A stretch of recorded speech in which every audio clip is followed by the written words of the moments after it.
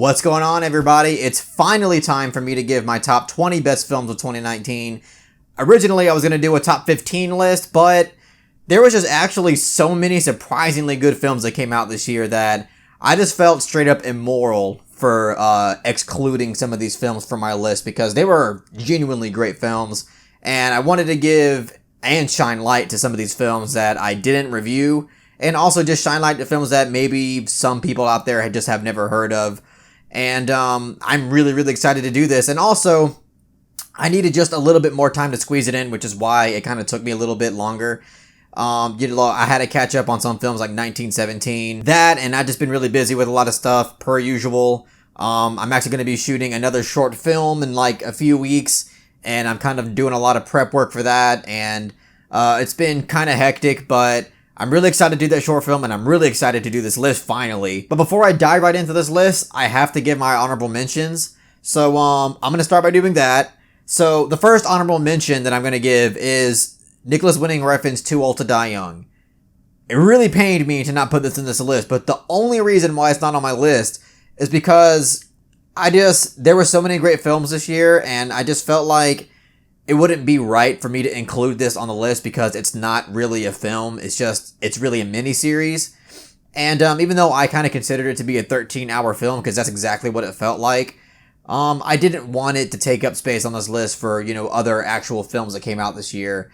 So for that reason, it's not on the list. But I absolutely love that. And, if I were to put it as a film, it would definitely be like at least top 15 films of the year for sure.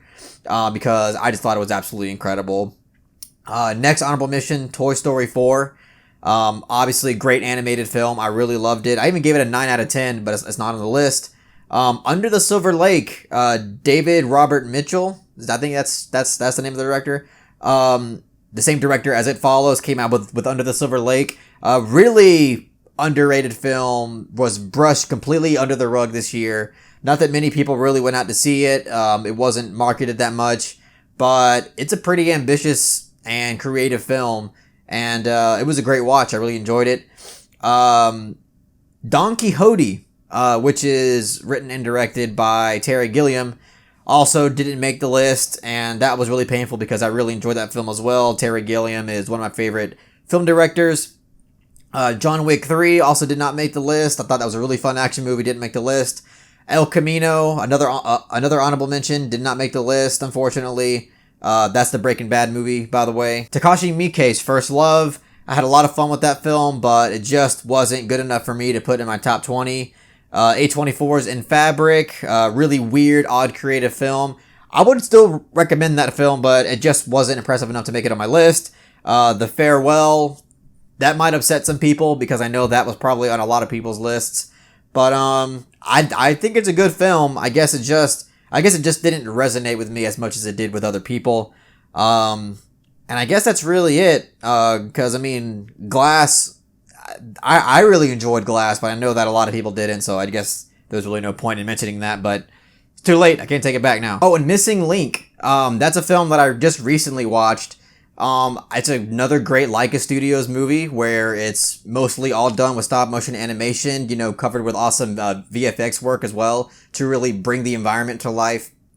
It was a really charming and wholesome film. I really enjoyed it. But if I'm rating it amongst the other Leica films, it probably wouldn't really be up there in the top 4 or top 5. But it's still a great film. I really enjoyed it, and it's really cute, and I still really recommend it to those who haven't really heard of it or seen it. So check that film out too. Alright, I'm done with honorable mentions. I'm done giving precursors to this list. I'm finally ready to just go ahead and dive into it. So let's go ahead and start with number 20, which is The Last Black Man in San Francisco. This is a film that's produced by A24 and was getting an extreme amount of buzz when it came out.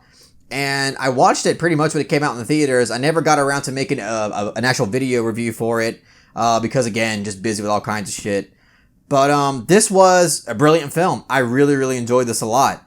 This is a film that really captures the setting and the area. I have a friend that's from the San Francisco Bay Area, and he said that this is one of his favorite films of the year just merely because of how well it was able to capture the setting and all of its, uncomfortable honesty about it. and just a lot of the social problems they also have with that area as well. And I thought that it just explored culture and race and oppression and classism in a really thought-provoking way that, again, didn't really come off like it was being too preachy about it. And I just thought that was really, really impressive. That was really impressive about this film as well. There's also a few moments in this film that I thought were slightly influenced by Moonlight, and that was really awesome to see. And yeah, I just think this is a really thought-provoking film, and it's a really well-directed film at that. And yeah, this is another film that, got kind of ignored by most people. And I think that's kind of a shame because it's a great film. And you should definitely go out and check this film out. And yeah, that's all I gotta say about that. At number 19, we have Marriage Story, which is written and directed by Noam Baumbach. I think that's how you pronounce it. Starring Adam Driver and Scarlett Johansson. So I know I'm going to get a lot of shit for this because there's tons of people who would be absolutely devastated at the fact that I have it this low on my list. But to be honest, guys, this movie was one of the reasons why I decided to extend it to a top 20, because it didn't make my top 15. And I felt like that wasn't really fair to the film, because I do acknowledge that it is a wonderful piece of filmmaking. And, there's lots to really enjoy about this film.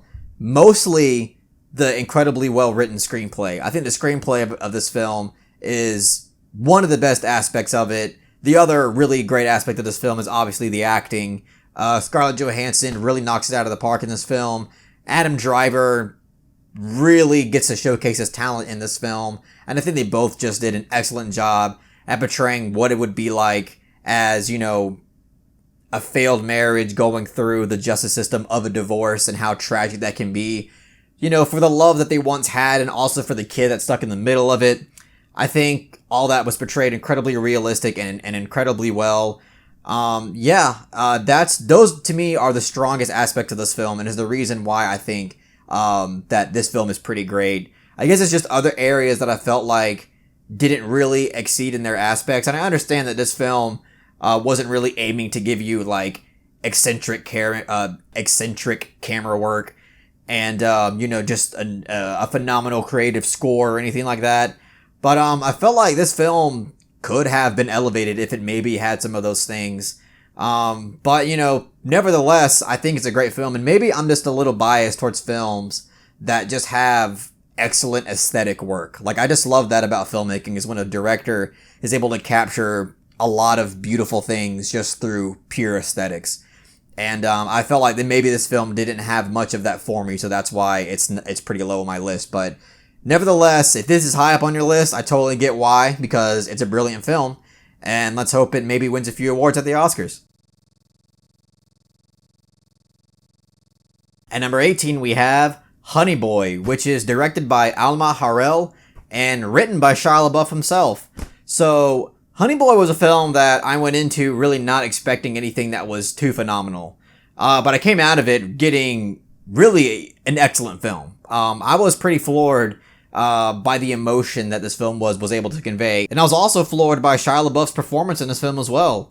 Honestly, like, in my opinion, he should have been in contention for the Best Actor award at the Oscars. Obviously, he didn't get a nomination because there just wasn't enough buzz or anything. And also, there was a lot of great competition this year in the Best Actor category, so whatever. But he was great in this film. When you're watching this film, you don't ever think that you're watching Shia LaBeouf playing a character. You really buy his performance in this. And it's just I could tell, this is obviously a really special and personal film for Shia LaBeouf. And for him to really come out and get this personal with the film and kind of just put his business out there like that, I mean, it's something that, even I don't think I could do. It's something that's obviously really personal and really emotional for him. And I got to give him a lot of credit because, it's not really easy to do. It's a really difficult thing to kind of put your shit out there like that. And I thought it was really effective. And the kid actor in this as well, I don't know his name off the top of my head. Shit, give me 1 second. Let me find out. Noah Jupe, I believe is how you pronounce it. I don't know.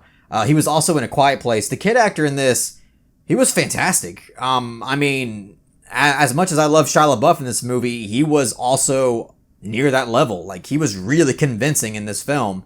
And his performance wasn't easy to do. There's a lot of moments where he really has to convey some serious emotion within himself. And he really pulled it off. And, it was really, really effective, his performance. And this film overall is really, really effective. I don't know when it's going to be coming out on Prime, but I'm sure it'll be coming out soon on there. I highly recommend everybody to watch it if you haven't seen it yet. I think it's a really, really great film. Please check it out. At number 17, we have Knives Out. So Knives Out is written and directed by Rian Johnson, and it has just a monster cast in this film. Everyone from Daniel Craig, Toni Collette, Michael Shannon, Lakeith Stanfield, I think it's Lakeith Stanfield, I don't know, I probably fucked that up. Don Johnson, and, just so many different big name actors in this film. And this was a film I was actually looking forward to. Like, this was one of those films, when I saw the trailer, I was like, that looks like a really entertaining film. Like, it doesn't look like the most thought-provoking or the most artistic film, but it just looks like a really well put together, fun film. And that's pretty much exactly what I got out of it. And it also had some pretty thematic elements to it as well. There was a lot of relevant political aspects of this film that I did not expect, and I thought that was conveyed really well as well. And especially in the ending. I love the ending to this film. It was just really satisfying to see the way that the ending was portrayed. And one thing I really liked about this film was there were a lot of things that kind of get recontextualized as the film goes along. And, that's something that's kind of, clever writing, and I really enjoyed that.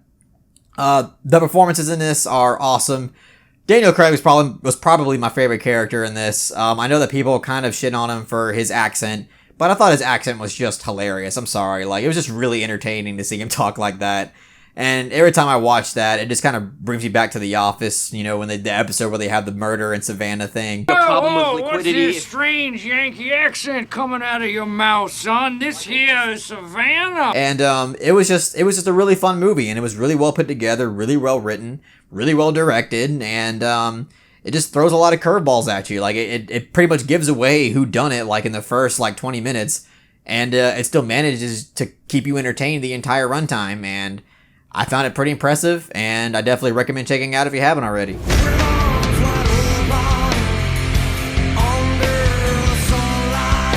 At number 16, we have The Death of Dick Long, which is directed by Daniel Scheinert, who is the person who also directed Swiss Army Man, and is also produced by A24. So, with those names, you would think that this film would get somewhat decent exposure and would, have its time in the light. But it never did. This film was severely brushed under the rug, and it's, in my opinion, one of the most underrated films, if not the most underrated film of 2019. This film was quite excellent. This film is engaging from start to finish. There's not a single moment in this film where you feel bored. Everything that's done in this film feels quite purposeful, and it's just a really unorthodox film as well. Like, the plot in this film is not something that I've really ever seen put in a film. I'm sure there's films somewhat out, that are out there that are somewhat like this, but I personally never seen a film that had a plot conflict like this one. And the reveal is just something that I didn't see coming. Most people that I talked to did not see coming. And just the way it was conveyed, the tension that manages to keep going after the fact is just on a whole other level. There's a lot of cringy tension in this, but cringy in a good way, in the sense that it just made you feel uncomfortable for a lot of the moments because of just how well written, how well acted, and how well directed it was. And this is just a really fun movie to watch. And I just think it really deserves more recognition because it's a really well put together film that's unlike most things that you've ever seen, trust me. So if you haven't seen it yet, please check it out. It's definitely worth your time. At number 15, we have High Life, which is written and directed by Claire Denis and stars your boy Robert Pattinson, Mia Goth, and Andre 3000. So this is a film that I was definitely highly anticipating going into. It was one of the first A24 films that I heard going into the year. And, it takes place in space. It's a sci-fi. And, knowing A24 and knowing the director, that it's going to be having some sort of artful thematic approach to it. And it didn't let down on those aspects. It definitely delivers on, trying to be artistic, trying to be creative, trying to be thought-provoking, and it really lands for the most part. And it's just a really atmospheric, incredibly immersive film, in my opinion. And the way that the score is utilized in this film just felt incredibly oddly fitting. Like, there's moments where it sounds tribal, but yet it sounds so purposeful and fitting for what it's going for, and I really enjoy that aspect of it. It gets really gritty as well. There's some parts that are just really just like shows the ugly side of humanity for sure, and just our flaws and our desires and how just again how ugly it can get. But that's one of the reasons why I really loved it. And on top of that, the VFX work in this is actually pretty incredible. The black hole scenes and what they managed to do there was just it was really impressive. I didn't expect to get that good level of effects out of this A24 film, but it really impressed me on those fields as well. So, yeah. And, the performances are really great too. Pattinson obviously is great in this film. And, the direction overall is just really creative and impressive. There's some sequences in here that are just like, if you watched it with like a casual, they'd probably just be really turned off by it because it's just so odd and out there. But, I really enjoyed it for those reasons. And, that's why it's number 15 on my list. So at number 14, we have 1917, which is written and directed by Sam Mendes.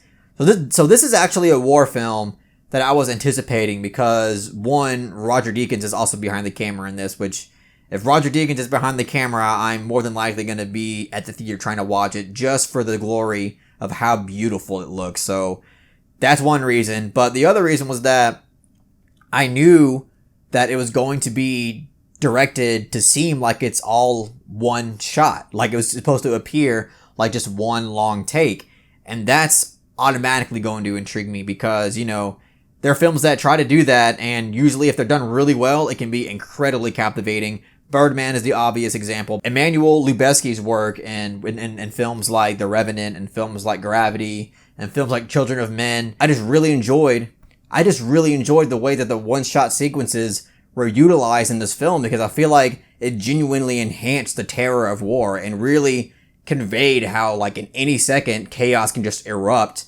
and how no second is safe.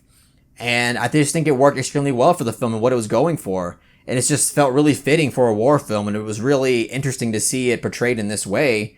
And, on top of that, you could tell, like, the sequences that are, the sequences that unfold in this film, you can tell just took a lot of masterful technical work. And, I gotta give Sam Mendes huge praise for directing it in the way that he did, because to me, like, that's the whole reason why the film works really well, is because the way that he directed it. Because if he didn't direct it in this way, it would have just been another war film. But the way that he directed it changed, it gave it that unique style that really made it stand out from different war films. And that style of the one-shot sequences, it really enhanced everything else about the film. It made it feel more terrorizing. It made the characters feel more relatable and more real when you're watching it. And, when certain things would happen to the characters, you really felt the emotion because you just feel like you're there with them on this long time stretch. And I really enjoyed this film. I know there's a lot of people out there that think that this film was overrated and that it was bland and, it didn't have a good screenplay and the characters, they didn't feel for the characters. Although I don't think the screenplay is the best, I certainly felt for the characters, and I definitely was able to somewhat relate to their motives and their emotions. So, I can't really share that opinion. But yeah, I really, really enjoyed this film. And, if it won some awards at the Oscars, I wouldn't really be that upset unless it beat out a film that was obviously more deserving. But, I really enjoyed this film, guys. Like, I don't know what to say. Like, this film, it really captivated me. And, that's why it's number 14 on my list. So at number 13, we have Ad Astra, which is written and directed by James Gray. It stars Brad Pitt. So Ad Astra was one of those films that pretty much completely caught me off guard. Because when I saw the trailer to this, I'll be honest, like, I saw the trailer to this and I was just like, this looks like a really boring, just conventional space film that's not really going to give me anything new or refreshing.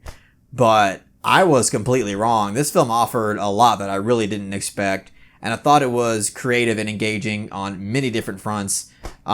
Sure, like, I do have a few issues when it comes to the writing and some of the dialogue, but the positive aspects of this film just completely outshine the negatives.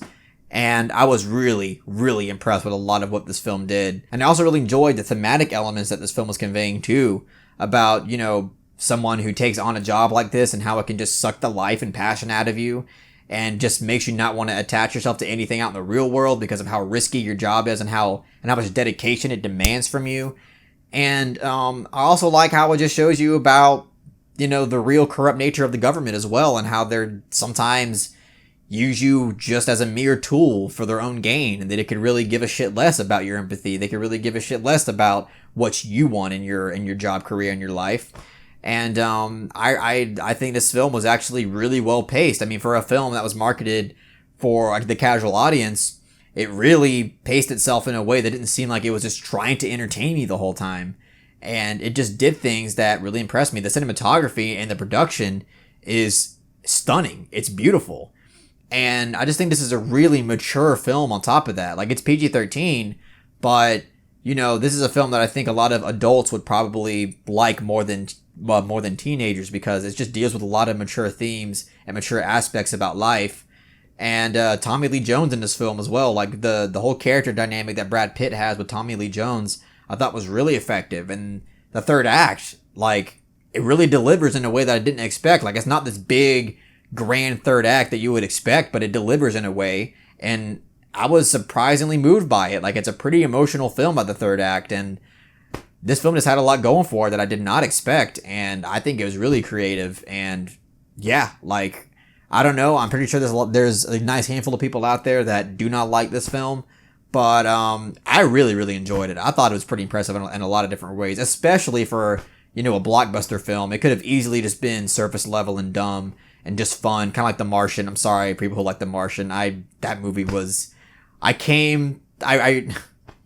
went to the movies to watch it. I left. There was nothing to talk about. It instantly left my mind, and it was just a boring experience for me. But Ad Astra was the complete opposite. It was much more thought-provoking and a lot more creative. And Brad Pitt also was astonishing in this film. It's kind of weird that he's getting nominated for Once Upon a Time in Hollywood, but not for this, when I think his performance in Ad Astra was a bit more impressive. But yeah, if you haven't seen Ad Astra, please check it out. So at number 12, we have Once Upon a Time in Hollywood, which is written and directed by Quentin Tarantino, starring Brad Pitt, Leonardo DiCaprio, and Margot Robbie, and a lot of other awesome people like Al Pacino and whatnot. But this was a film that obviously everybody was looking forward to going into 2019, or at least the vast majority of people. You have some Quentin Tarantino just haters out there who completely hate him. But I think he's a pretty great film director, obviously. And this film was fucking awesome. Like, it was really great, and it was a lot different than what I expected too, because, you know, you go into a Tarantino film, you expect it to be this really fast-paced, like, fun movie that's just throwing a lot of shit at you at once. But this film was a lot more subdued and much more tame than I expected for a Tarantino film. And even though it was not necessarily what I expected, it still delivered in a lot of different ways. You know, the performances, obviously, from Leonardo DiCaprio and Brad Pitt were great. Margot Robbie was great for when she was in it. I will say that I didn't really take to Margot Robbie's portion of this film. I just thought that it wasn't the most fulfilling. Like, it felt like it just really didn't really need to be there. I do like, however, how it ties into the end, because it makes her sections feel a lot more purposeful. But, you know, sitting through it and rewatching it a few times, because I have seen it like 2 or 3 times, it didn't, like, those parts didn't really do anything for me. But overall, this film has a lot that really goes for it, and especially the ending in the third act. The third act really elevates this film to a whole other level. I really enjoyed the third act. I think most people can agree that the third act of this film was just fucking awesome. Just what Tarantino does, you know, this is when the Tarantino-esque stuff just kicks into overdrive, and he just delivers some insane shit that's just really satisfying to watch. And it's just hilarious, it's shocking, it's fun, and it gives you pretty much everything that you would want out of a Tarantino film. I fucking hate you, but I love you. I'm bad at keeping my emotions bubbled. You're good at being... So at number 11, we have Waves, which is written and directed by Trey Edward Schultz. So Waves was a film that completely blew me away. Waves was a film that I really did not anticipate being this damn good. But Waves just had everything going for it. I mean, everything from unique and excellent camera work. Like, that was something that I did not expect going into this, was having such just fulfilling and captivating camera work that was just like creative and was really fitting for what it was going for. Like, it was just something that I didn't expect, and it just really blew me away.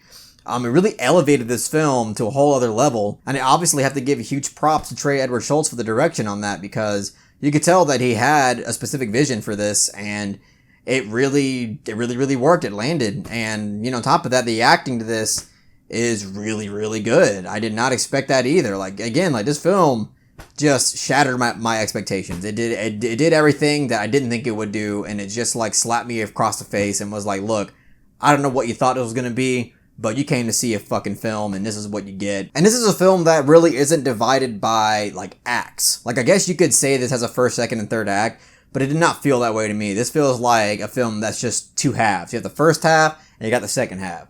And the first half of this film is some of the most intense shit that I've seen this entire year. And the second half is a lot more calmer, but it's still emotionally gripping, and it's definitely thought-provoking and immersive, and it's a different side of the coin, but it definitely still gives you things that you can really appreciate, and it gives you a nice little breather while also, delivering on a lot of things that you would want out of an art film. And it was really brilliant. This film, again, just blew me away. I absolutely enjoyed it. And this is another film that just is really underrated. Again, this is one of the most underrated films of 2019. And, if it was up to me, I would definitely have nominated this for at least camera work, because the cinematography was excellent in this film. And I would also nominate for Best Picture or something, honestly, because it was really, really good. So, if you haven't seen Waves, I highly recommend watching Waves. Please check it out. It is much deserving of your time. It did a lot of things right. It's incredibly heavy content, by the way. I don't think I touched on that. Incredibly heavy, but it's worth it, guys. It's a really, really well-made film and incredibly creative, so please go out and watch it. Alright, we're getting into top 10 territory now. So this is the top 10 you're about to witness, so let's start with number 10, which is...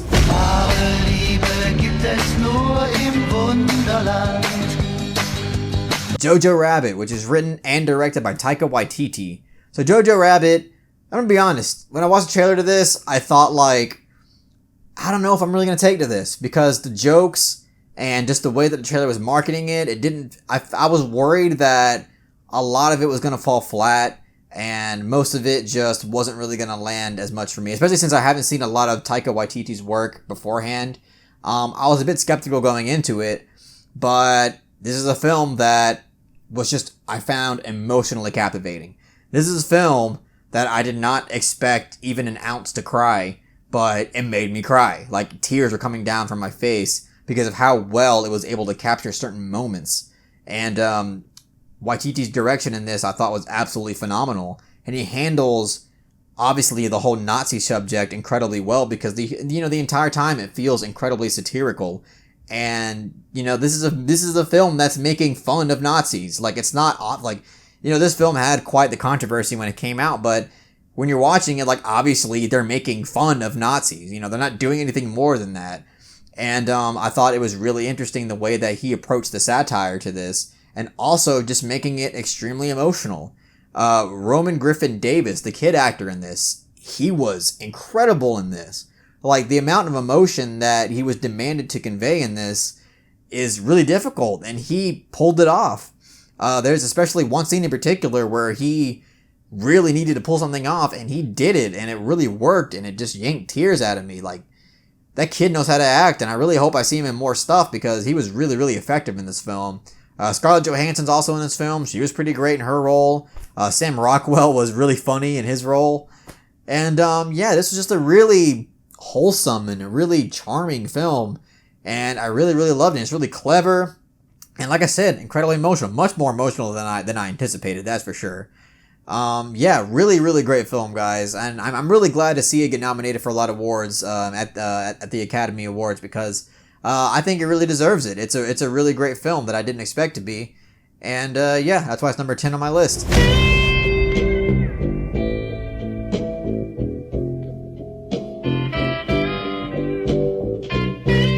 So at number 9, we have The Irishman, which is obviously directed by Martin Scorsese and has the cast that I think a lot of people really wanted for a long time, which is Al Pacino, Robert De Niro, and Joe Pesci. And let me tell you something. All of these actors delivered in every possible way that you could expect for them to deliver. Like, they were just phenomenal in this film. I'm really happy to see Al Pacino get nominated because, to me, he gave the best performance of the film, and he was really deserving. I wouldn't be mad if he won either because he was just really great in this film. Everything that he conveyed from his character just felt really believable. But same with everybody else. Joe Pesci, he honestly probably gives the performance of his career in this film. He's just so incredibly menacing in this film, but in a more subdued way. And that's, again, it's hard to be menacing in a way that doesn't feel like you're trying too hard. And Joe Pesci he really lands his character in this film. Robert De Niro, what else can you expect? He is awesome for what he is doing in this. He obviously had to deal with a lot of difficult scenes, and he, of course, pulls them off like it's nothing. And he was great. And this was a film that, I have to say grew on me. Like, usually I'm not that kind of person who, watches a film 3 times and like on the 3rd time I realize, oh, this film's brilliant. But, the first time I watched this, I thought it was a pretty great film. Like, I think I gave it like an 8.5 out of 10.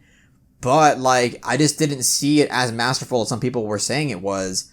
But I watched it a second time in the comfortability of my own home, and it just really struck a chord with me. Like, I think I was just able to really take everything in on a different level, and it just really impressed me on all fronts. I love the story to this film. I love the way it's directed.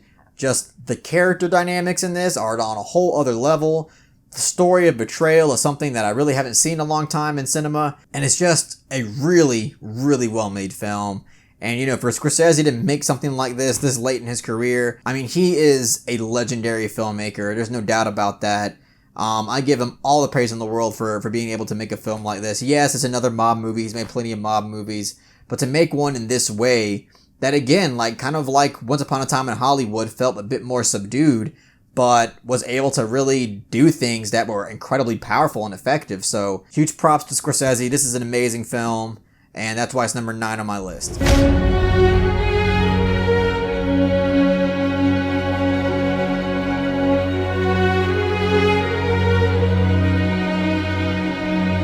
At number 8, we have Midsummer, which is written and directed by Ari Aster and stars Florence Pugh. So, Midsummer was at least my second most anticipated film of the year. I mean, I was so excited to see this film, and I was waiting so long to see it.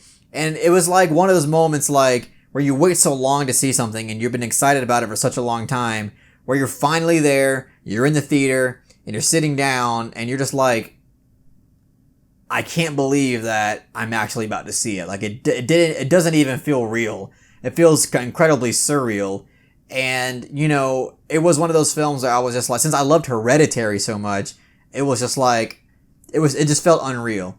But this film, I'm so happy to say, delivered in almost every way. Like, this film, going into it, I had certain expectations of it, but it gave me something different that I didn't quite expect, and was maybe a bit off-putting at first, but as the film was rolling along, I was really appreciating what this film was doing. And of course, one thing that I absolutely love about this film is the gorgeous camera work, and just how the score just fuses with the camera work so incredibly natural, and it's so effective on an emotional level. It makes you feel so odd, especially at the very end of this film.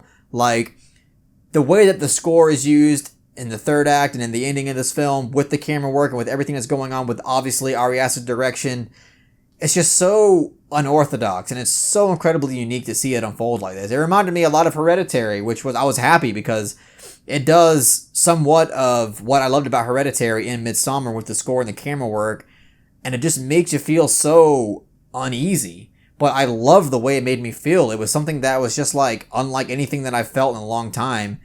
And I love the themes in this film. Florence Pugh just kicks ass in this film. In my opinion, she gave one of the best female performances of the year. And it's a shame that the Academy didn't recognize her for this film. They recognized her for Little Women, which I don't want to get into right now, but I think obviously she was much more deserving for Midsummer than Little Women.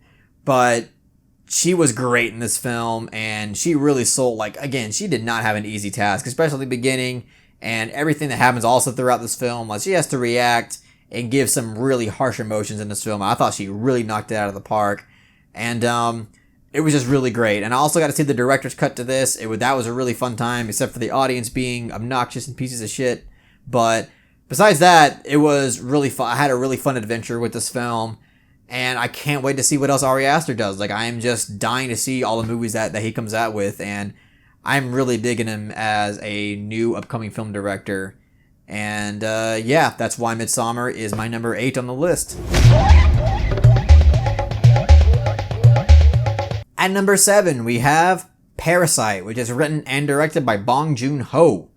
So, obviously, I think Parasite is most people's number 1 or number 2. It's definitely in the vast majority of people's top 5. I love this film. I think it's absolutely fantastic. It's just, there's so many great films this year that it didn't make my top 5, but that doesn't take away from how astonishing and brilliant this film is. This film was never boring. From start to finish, it was absolutely engaging. And one thing that is just so special about this film is that it's such a genre blender, and it experiments with genre in a way that I haven't seen in a long time as well. Like, for the first hour and a half of this, I thought it was just a straight like satirical comedy. I was like, okay, this is gonna be a satire, like a comedy. Then it just goes in areas that I did not expect, and it turns out to be also like a horror and a thriller and a mystery, and it does things that, again, like you would not expect a film to do. And it just experiments with genre in a way that's incredibly praiseworthy. And, of course, we have to touch on the themes about class. And obviously, it's conveyed incredibly well. Like, what this film has to say about class and class warfare, and how, people on each side of the spectrum, behave and think in a certain way.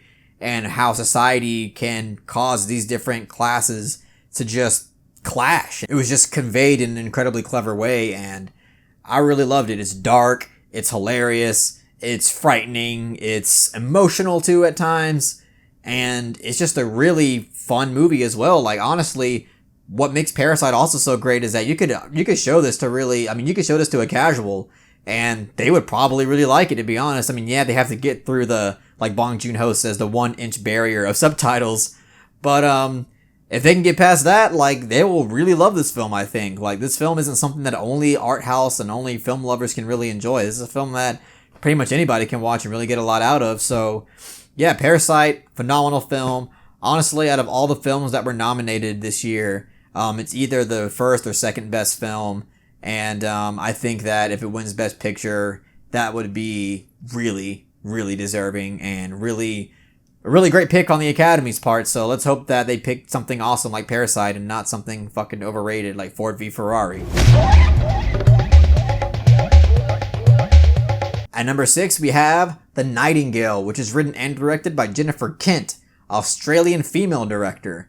So the Nightingale was something that I was kind of looking forward to, because Jennifer Kent also wrote and directed The Babadook, which was one of the biggest horror films of the decade, and rightfully so. It was an amazing horror film. And when I saw the trailer to this, I was like, I don't know, like, I'm looking forward to it, but my excitement went down a little bit because it wasn't a horror, and I was expecting her to do another horror. And I was like, okay, this just looks like a period piece kind of thing, and I kind of lost excitement. But after watching it in the theater, I was just in awe. Like, I was absolutely blown away by this film. I mean, sure, it's incredibly brutal and grotesque in ways. This film had some controversy going into it because some people saying that it was just too excessive. I don't agree. I don't think it's excessive. Yeah, it's hard to watch. It's brutal, but it's definitely purposeful, and it's there for a reason. And even though it's ugly, it's there to tell you something about the period in time, about this period in time, and what still somewhat happens today. And I just love how this film utilized its brutality in a way that was relevant, and I just absolutely love that. This film just felt incredibly beautiful and ugly at the same time. I love that it was able to kind of juxtapose those two feelings and really create something that felt unique. And yeah, like, it's a revenge tale, but it's not like any revenge tale that I've seen in my recent years, because it really does a lot of things that I think are unique. And what I love so much about it too is that it conveys a female empowerment message while not feeling like it's just being lazy about delivering it. Like, it's not just trying to hammer away at my face about, oh, women should be on top and women are overcoming the odds. Like, it really does it in a way that feels natural. And when you do it in that way, in my opinion, it just comes off much more mesmerizing and it comes off more effective and powerful. And I really love the way that she did this in this film, because I thought it was really effective and I really enjoyed this film. This is a really, really special film, guys. Like, if you haven't seen The Nightingale, you desperately need to watch it. I do warn you though, there is some brutal shit in this. Like, if you are really sensitive to sexual violence and get triggered by it, proceed with caution. But it is a phenomenal film. And I believe that it's still on Hulu. If you have Hulu, please check it out. At number 5, we have The Lighthouse, which is written and directed by Robert Eggers and stars Robert Pattinson and Willem Dafoe. So this was, at least, like I said, along with Midsummer, like top 2 most anticipated films of the year. Again, it was like one of those feelings where you're finally sitting down and watching it and you're just like, am I actually watching this right now? Like, I can't be actually watching this. It just feels really just like out there. But this film also exceeded my expectations. This film, I mean, it's the camera work. Like, this film got completely snubbed by the Academy. Let's get that right. I mean, this film didn't get nominated for absolutely anything when it should have been nominated in basically every category. The only thing it got nominated for was camera work, and at least they got that right, because the camera work in this film is absolutely stunning. I mean, it is so beautiful to look at. Yes, it's black and white, but yet it's absolutely stunning. Every frame of this is stunning. It's beautiful. And the performances in this, I mean, Robert Pattinson, like, he got snubbed too. Like, I mean, we all talk about Willem Dafoe getting snubbed, which is a cinema tragedy. Well, Willem Dafoe obviously should have been nominated. He should have won this award. It should have been easy. Like, it shouldn't have been a competition. Like, Willem Dafoe should have just won it. But we have to also, shine light to Robert Pattinson too, because Robert Pattinson gives a career best performance in this film. And what he did in this film, what he had to go through in this film, is also just like on a whole other level. And he was really effective in this. Like, he is a really impressive and talented actor. Like, damn, he is really good. I can't wait to see him in more shit. He was phenomenal in this film. And obviously, Robert Eggers' direction in this is on a whole other level. He should also been nominated for Best Director. It's just so fucking creative. This film is so creative and dark and intensely psychological and fucked up. And it's just also thematic on top of that. Like, this film is a film lover's dream. Like, it really is. Like, it gives you everything that you would want out of a masterful film, and it just delivers on all fronts. And I bought it recently on Blu-ray, and I only seen it that one time in theaters, and I am dying to see it again on Blu-ray. So, who knows? I'll probably do that tonight. I don't know. We'll see. But this was an astonishing film, and it's quite a tragedy that the Academy didn't really recognize it at all. Besides the camera work, but I don't think I have to recommend you The Lighthouse, because most people have already seen it. But if for some reason, by the crazy chance you haven't seen it, please watch it. It's a phenomenal film.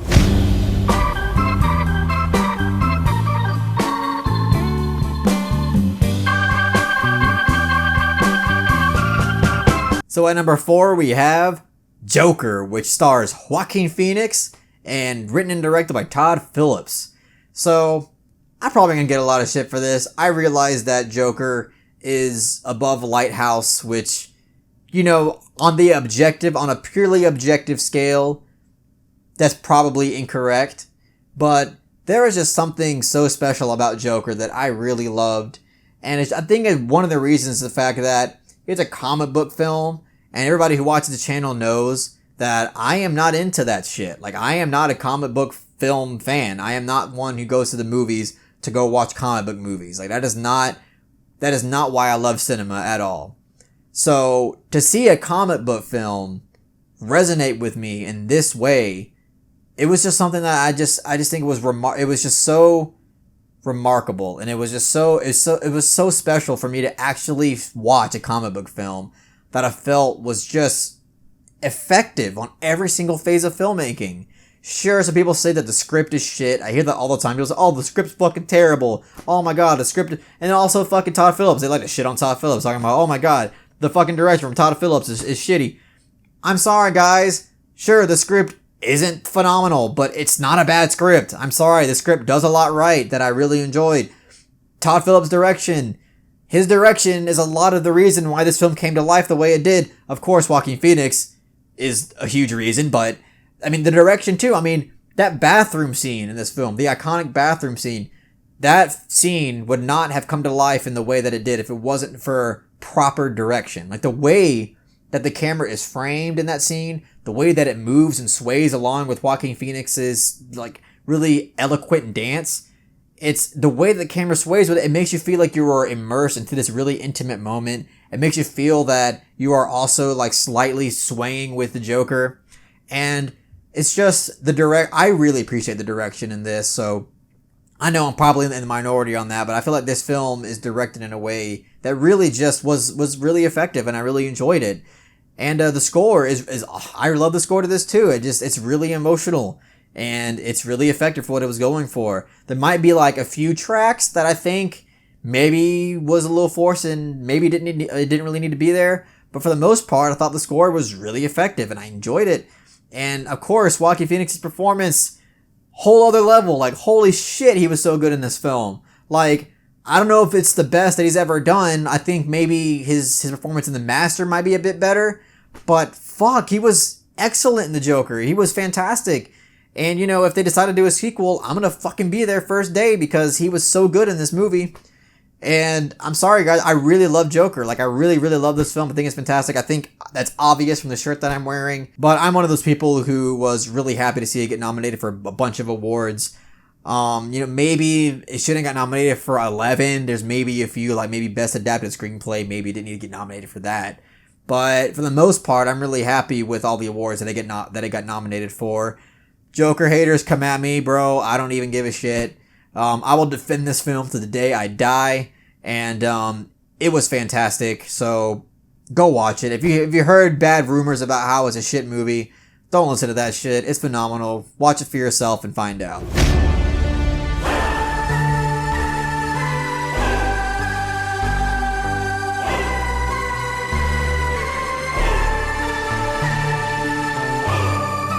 So at number 3, we have Uncut Gems, which is written and directed by the Safdie brothers and stars Adam Sandler. So Uncut Gems was one of those films that I was obviously looking forward to because Good Time was their previous film that I watched, and that film absolutely blew me away. And it sucks because I really need to watch more of the Safdie brothers' works, like Daddy Longlegs and Heaven Knows What. I will watch those eventually because obviously I'm really liking how they direct films. But Uncut Gems was a film that certainly gave me more than what I expected. Like, I knew that it was going to be an anxiety-inducing experience, a lot like Good Time was.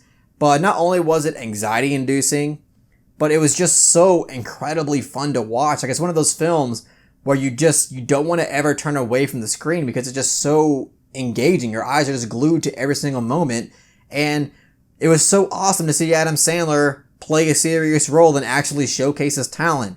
Like, when he's not busy making horrible fucking comedies, he's making amazing films with great directors. But you know, I gotta kind of come clean here. I kind of like a lot of the Adam Sandler movies, even some of the ones that are kind of shitty. But it's just cause even though they're cringy and they're horrible, I find some of them a bit just wholesome and fun. Like, I mean, I'm going to pull a Chris Stuckman here and say that I grew up with Adam Sandler because I really did. Like, I grew up with a lot of the Adam Sandler comedies like Happy Gilmore, Billy Madison, The Wedding Singer, Big Daddy, The Waterboy, like all those films I grew up with and I loved and I still genuinely love because I just feel like they're really fun and hilarious films. Like, yeah, my threshold for comedy is quite low, more or less. Like, I enjoy a lot of just stupid comedies.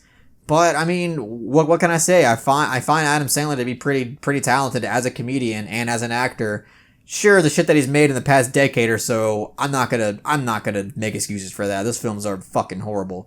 But you know, I respect Adam Sandler to a degree because I genuinely think that he just makes films just to have fun, and it's really awesome to see him actually take on a role that's incredibly challenging like this and put his talent to the test and really give us a powerhouse performance that we all kind of would want out of him. And he really knocks it out of the park in this film. He is excellent in this film. I mean, you don't think for a second that this is Adam Sandler. Like, instantly you are engaged and you think that you don't think this is Adam Sandler. You're like, oh, this is Howard. This is not Adam Sandler. This is Howard, the gambling addict, and you are hooked from start to finish. And Uncut Gems has one of the most shocking third act conclusions that I've seen in recent years.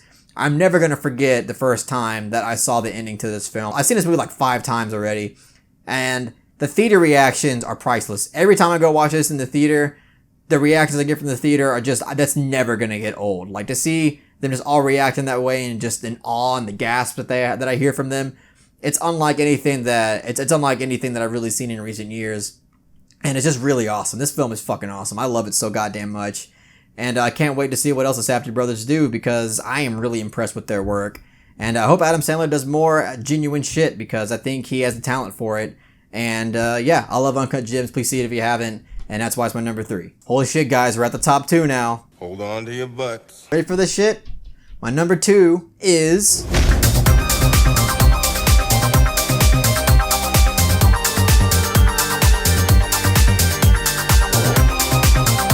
Climax, which is written and directed by Gaspar Noé. What a fucking film this is, guys. Like, what a film this is. Like, this Climax is the reason why I go to the cinema. Climax was just impressive on every single aspect of filmmaking.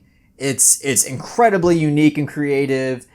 I mean, even with the plot structure, it's creative. I mean, there's credits in the middle of the film. When have you ever seen credits in the middle of the film? There's maybe a few films out there you can name, but for the most part, you don't really see that in filmmaking. And it was utilized brilliantly. I love the way it was used. The direction is on a whole other level. The use of the camera, this whole film feels like it's one shot. Like, I don't know how many one-shot takes it took to make this film, but this really feels just like one long, fluid, natural flowing scene. And it was incredibly impressive, and it really immerses you into the world that it's trying to portray. And it's incredibly anxiety inducing on top of that, and you really feel intense the entire film. I mean, maybe the first act isn't so incredibly intense, but you feel really engaged in it, and it's really effective. But when shit starts to hit the fan, it's non-stop. It is incredibly non-stop. You cannot breathe. Like, this is a film, much like Uncut Gems, where it doesn't really let you breathe when shit starts going down. And it's just the camera work in this, the direction, the score, the soundtrack. I love the way the soundtrack of the score was used in this. I thought it was incredible. It's just so perfectly timed with the way the film is flowing, like, and the aesthetics too, like the way the lights flicker, the way the lights turn off, the color of the lights. It feels so, like, the lighting in this feels so natural. Well, you can tell that the way that the lights change throughout the film are incredibly purposeful. But when you're watching the film, it doesn't feel like artificial. It feels like the lighting changes are just going along with naturally with how the plot's progressing.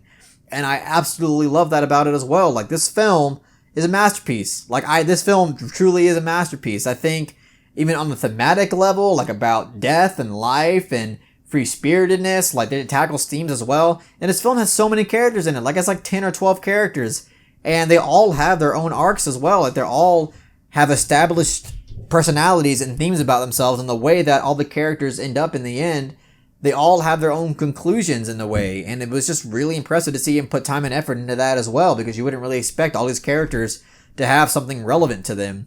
And I just love this film so much. It's just so impressive on every single phase of filmmaking, and I can't praise it enough. This film, this is Gaspar Noé's magnum opus. This is a film that, honestly, I feel like you can show a casual moviegoer this film, and, you know, maybe like 7 times out of 10, they would really, really enjoy it, because it's just one of those films that once it sucks you in, it doesn't let you go, and it's incredibly engaging. So, yeah, Climax. Excellent piece of filmmaking. If you haven't seen it yet, I think it's free on Prime. So please check it out on Prime, or just buy the Blu-ray. It's incredible. I love this film so much, and that's why it's number 2 on my list. Alright, guys. You guys ready for this number 1 pick? I know that most of you have probably predicted it already just through deductive reasoning. My number 1 film of 2019 is...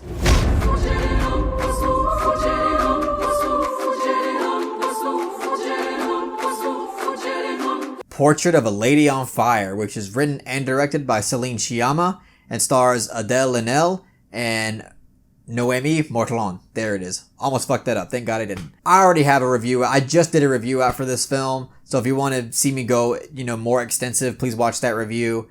But I could talk my head off about this film all day. I mean, this is a film that, again, much like Climax, just exceeds on every single phase of filmmaking. And I could not find a single complaint about it. This film, I feel, is perfect. This is the reason why I love cinema and go to the movies. This is the reason why I have a passion for movies. And one of the reasons why I love this film so much is because it's incredibly subtle with basically everything that it's trying to do, but it's some of the most powerful pieces of art that I've ever seen in my life.